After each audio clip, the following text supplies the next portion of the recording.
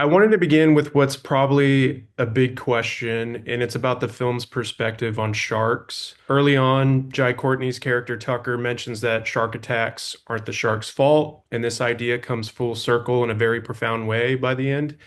Given the history of animal attack films and horror, like Jaws, causing fear of the ocean, I feel like Dangerous Animals feels like it's challenging those expectations by offering both the thrills of the genre, but a deeper understanding of the sea's creatures. How did it feel for you both to be part of a film that balances terror with such thoughtful commentary on nature? I mean, that's the first thing that grabbed me as soon as I read the script. I mean, no, I normally write my own stuff, and I'm very, very picky. And as soon as I finished the script, it was like Nick Leppard, the writer. I was like, he's cracked the code. Jaws is an absolute masterpiece, Mhm. but it did a great disservice to the sharks. And Spielberg kind of openly admits this because the formula is so successful. Then pretty much every subsequent shark film is just about sharks indiscriminately hunting humans to the point that they've almost become an endangered species. And every shark documentary, you have to show sharks breaching. So I just felt like, oh, this is the first shark film that's ever been made where the shark's not the monster, man's the monster. And even Yeah. though there is some shark carnage, it's absolutely justifiable because it's the manipulation of man. And it's also a thing in the shark cage diving industry at the moment. Even though it's illegal, it's so competitive that the waters actually get chummed to make sure that sharks turn up and customers kind of get value for money and they see a shark. But now sharks associate boats with food, so it was kind of a dance between the serial killer kind of horror and the shark horror. But one thing we were adamant about is that sharks just never kill for fun, you know? Yeah, yeah, that one shot is really beautiful toward the end. But Oh yeah. yeah, Sean, your use of sound and camera is really well done in creating a grand sense of unease. One standout moment for me was when Tucker like first slams that shark cage. It's perfectly centered, but the sound disrupts the calmness of the previous shot. Throughout the film, your use of sound and framing to keep the audience on edge is really well done. So what goes into your decisions of knowing the perfect moments to break the rhythm and heighten the tension? And Hassie, for you, how do you approach being a instrument in Sean's Symphony of Terror?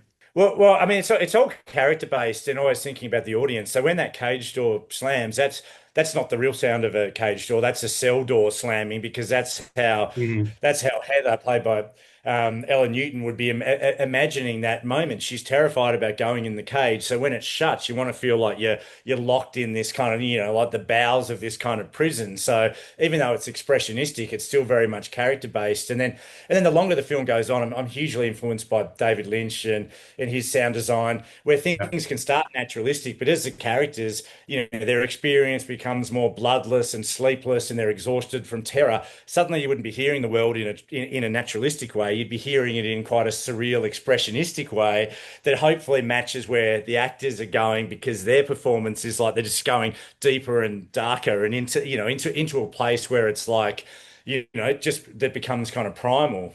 Yeah. Yeah, I think in terms of, performance based, that there is such a guttural experience to it. And, there were many days I lost my voice just screaming and being in it.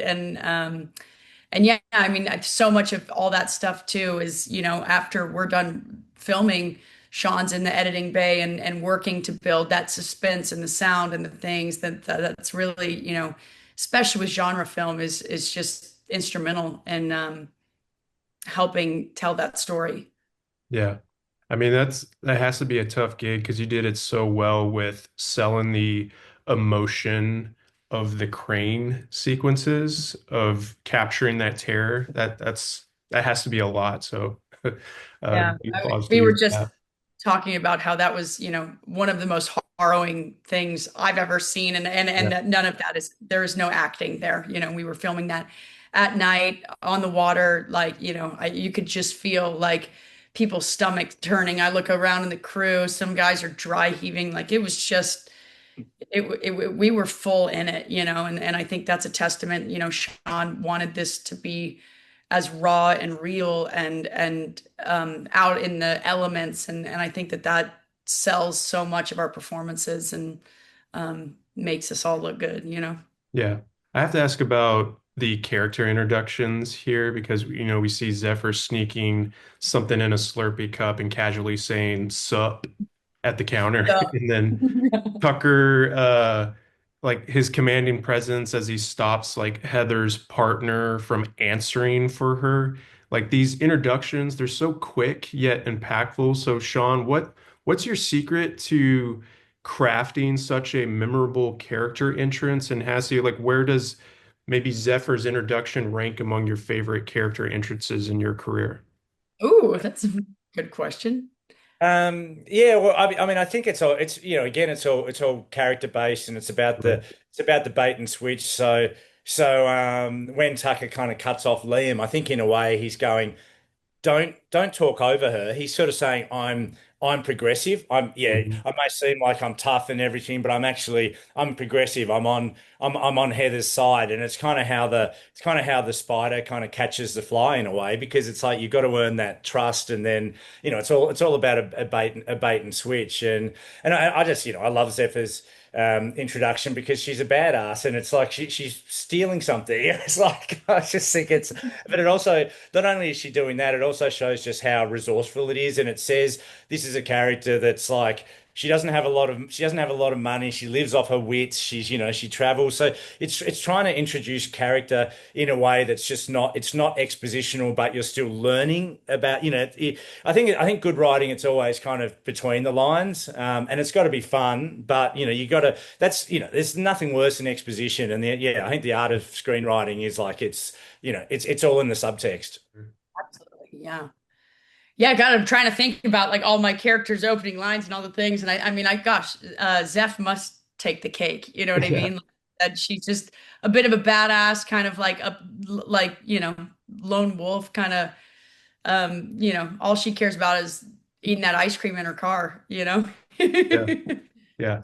What's y'all's relationship with poetry? Because this film has a lot of great dialogue moments where characters set up things that end up having a poetic payoff, whether it's talking about coral snakes, the fight of a marlin, the shark versus mosquito discussion. It's such a fun and interactive thing as an audience member to pick up on these moments and wonder if they're gonna have like a poetic justice by the end, whether it's like the CCR song or something like that. So I'm just curious for you, Hassie, like when you're first reading the script, like was it as fun as it was for us as the audience to pick up on those moments and wonder like, oh, they're Oh, laying yeah. down some crumbs here, and I wonder if it's gonna lead to I some.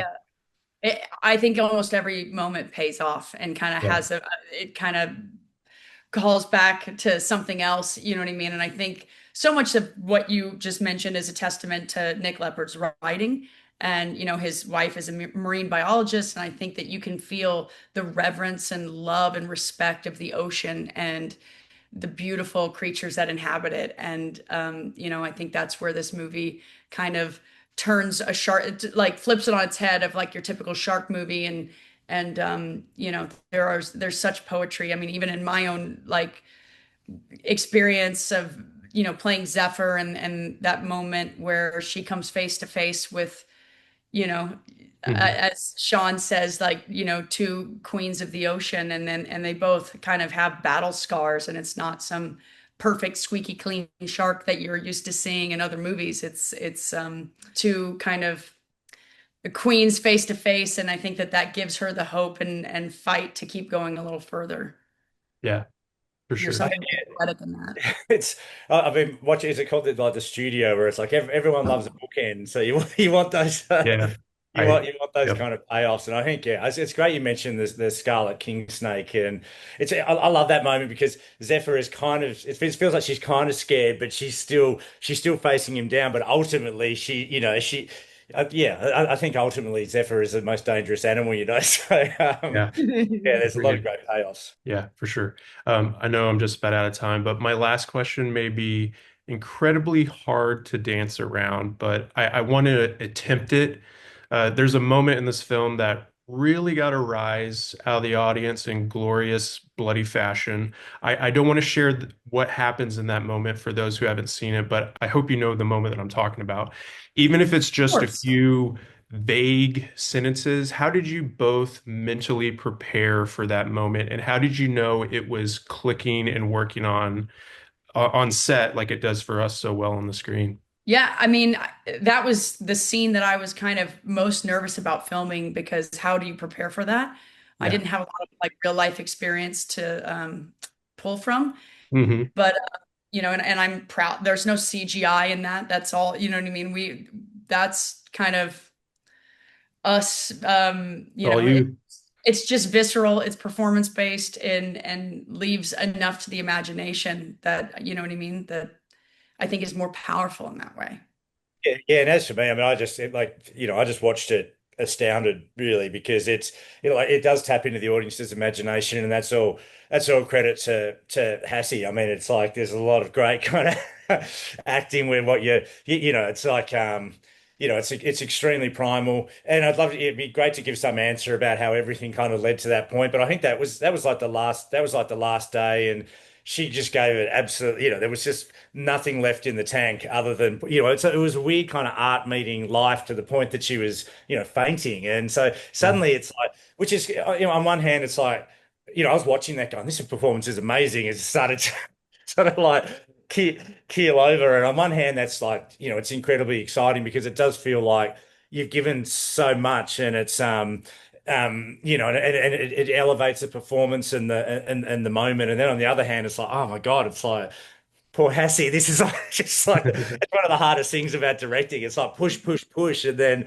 but it's also like, but I so appreciate just that's all. I think that's what filmmaking is. It's what when you get a good result, it's everyone pushing themselves to the limit, and it's really hard, but it's very satisfying at the end. When you've all pushed that boulder up the hill and haven't been squashed by it. Yep.